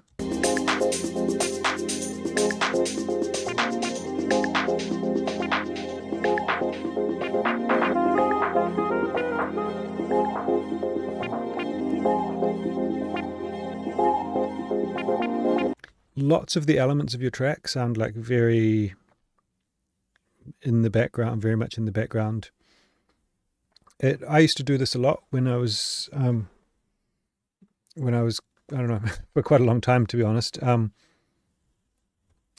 think, I don't know, it can be, if you're, I think in my case it was because I wasn't confident with what I was doing, so I'd always try to kind of put things a little bit more quieter in the track, and then it just sounds a bit dull and lifeless. I feel like if something's meant to be in there, especially a main element like a vocal or something, if it doesn't work when it's kind of a bit forward in the track, then maybe it's not right. But yeah, I would put the vocal a bit more forward in the track, and this saxophone a bit more forward in the track as well. This is good dance music.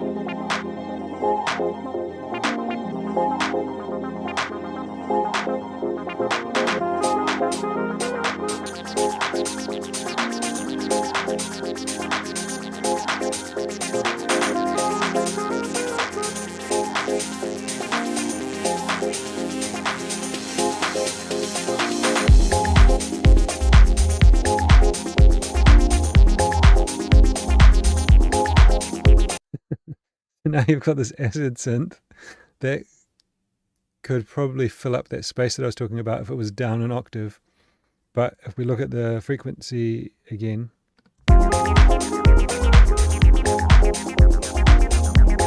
it's still empty. I liked the way that you use the acid, sorry, as like a build up there.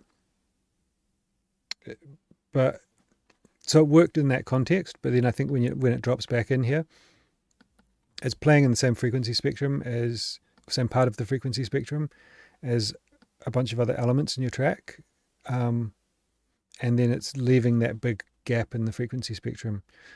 So, I mean, that one of my biggest tips to everybody about mixing is just try to like fill up each of those kind of octaves in your track. If you've got like a bunch of things playing and you want to add another synth, then put it in the higher end, which a lot of people don't do. But if you've got like a big kick, then put your bass a little bit higher. If you've got like a really strong bass, then maybe put your kick a little bit higher. If you've got a subby kick and bass, you want to have some kind of like knock on your kick so that it punches through and you can hear the attack from it. And then don't have too many things overlapping, because they're going to be fighting for space and fighting for attention. So if you can kind of have fewer elements that are all spaced out evenly, your track is going to sound more full but more open, and it's going to be so much easier to mix.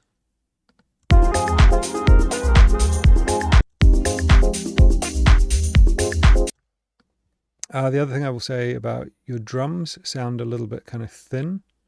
I think they could definitely be like beefed up a little bit. That said, I think the track that you've got there, like it's a cool track. It's basically, I would say, if you think about it like, okay, you've written a cool track, now it's time to produce it. Like maybe switch out the drums, get them a bit punchier, switch out the kick, move the bass line up, then try bringing the vocal more in front, the saxophone more in front, see how it goes. Yeah. Let's do another one. Mango Cult, Sassy Dream.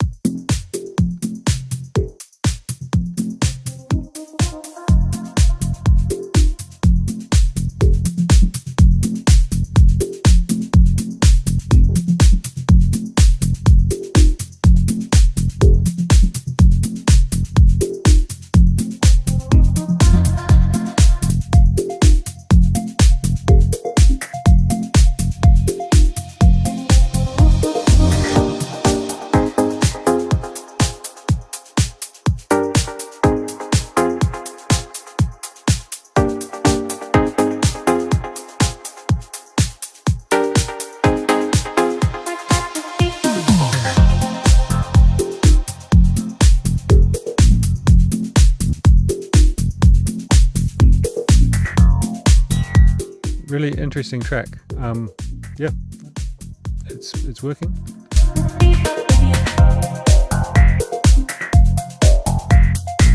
Some really nice sound design in here.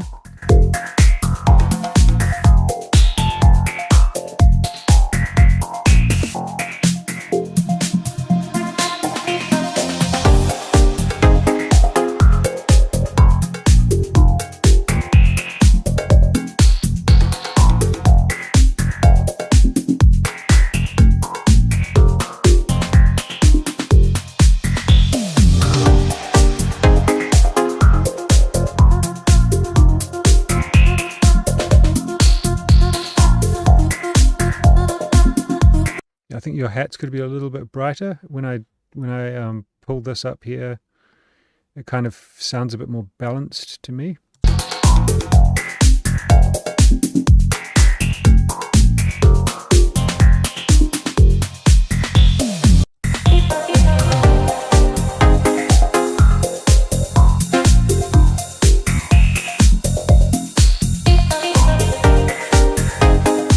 maybe more brightness in general.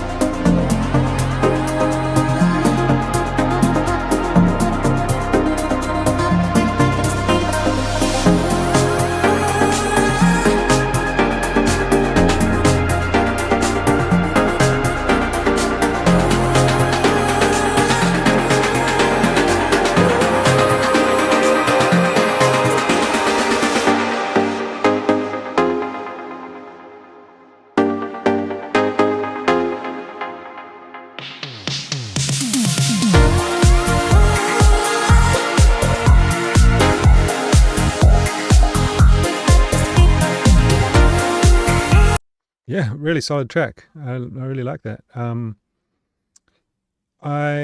Like I said, I think the kick needs a bit more punch, but yeah, really, really solid. Let's do one more, last one. I'm going to skip through it a little bit and just give you my best kind of 2 cents about it.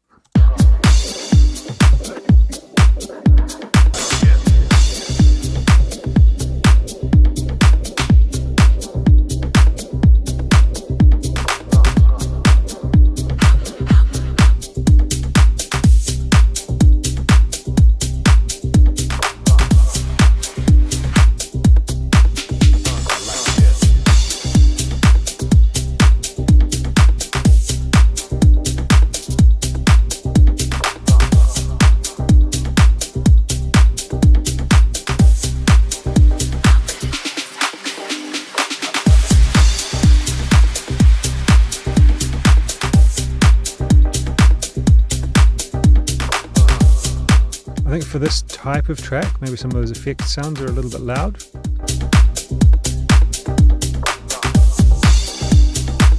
Maybe that synth, that it should be a little bit louder.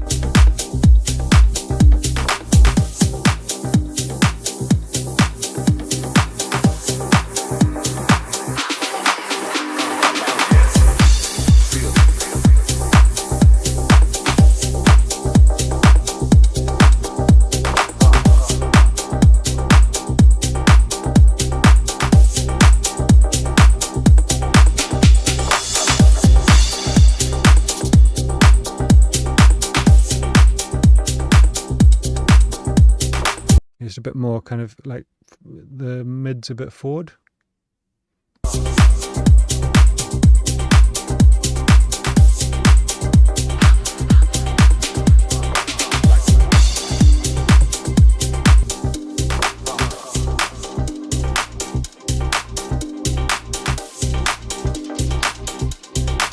Yeah, that piano or synth or whatever it is, quite a bit louder. I would say maybe try 4 or 5 dBs even. Maybe that's too much. If it is, bring it back.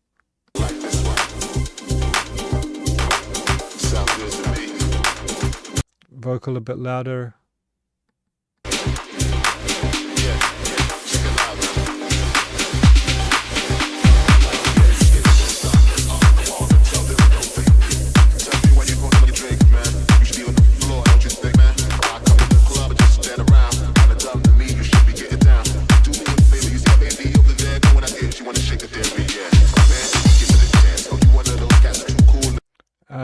I think maybe if you're going to use the vocal like this, you could do it in the break.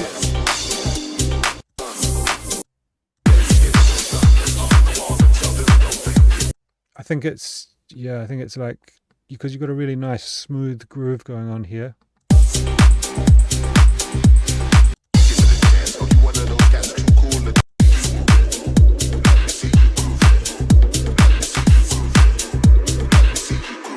That bit there is cool, that when I see you grooving.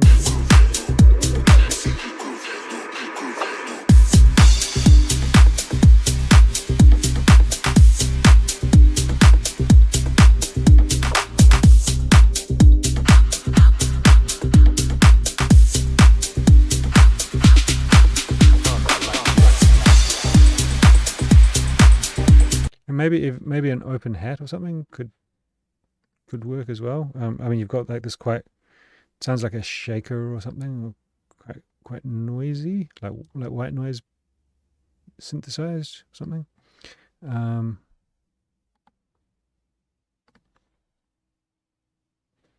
Okay, 124.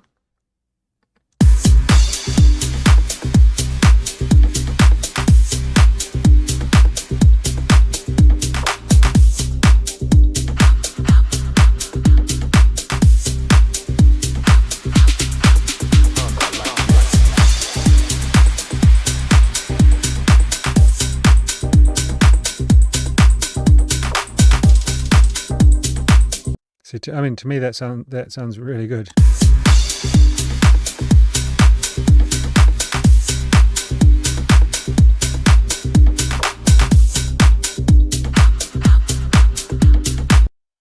So maybe a nice open hat.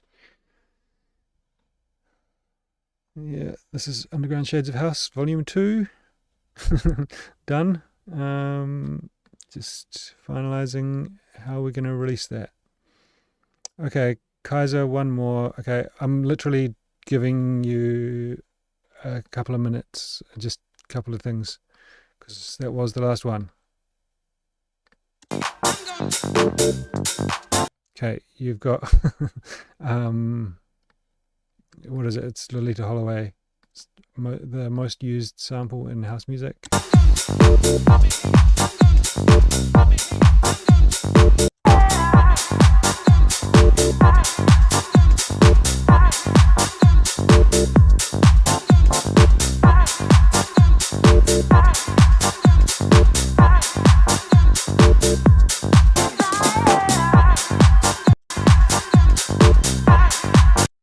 So you've got like a really loud open hat, quite a dull kick, all the kind of mid-range elements are sounding a bit lost.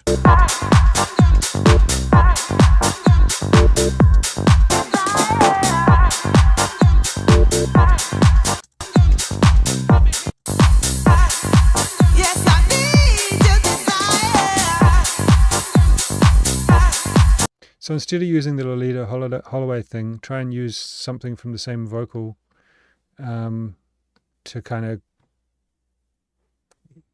do the same thing. Yes, I need your desire.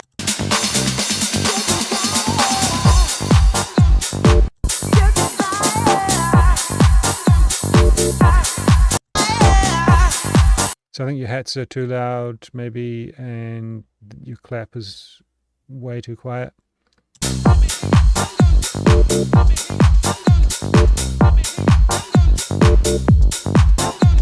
All right, there you go. There's a couple of bits of insight. Thank you, everyone, for sending in your tracks. Sorry to the last one that I didn't get to. But there's always a limit. And anyone who was not here, but they sent a track, your download link did not work. So until next time. Yeah, thanks, everyone. We'll probably do it about the same time next month. I'm off to Thailand this week. Cannot wait to get some sun. So, yeah, we'll catch you then. Peace.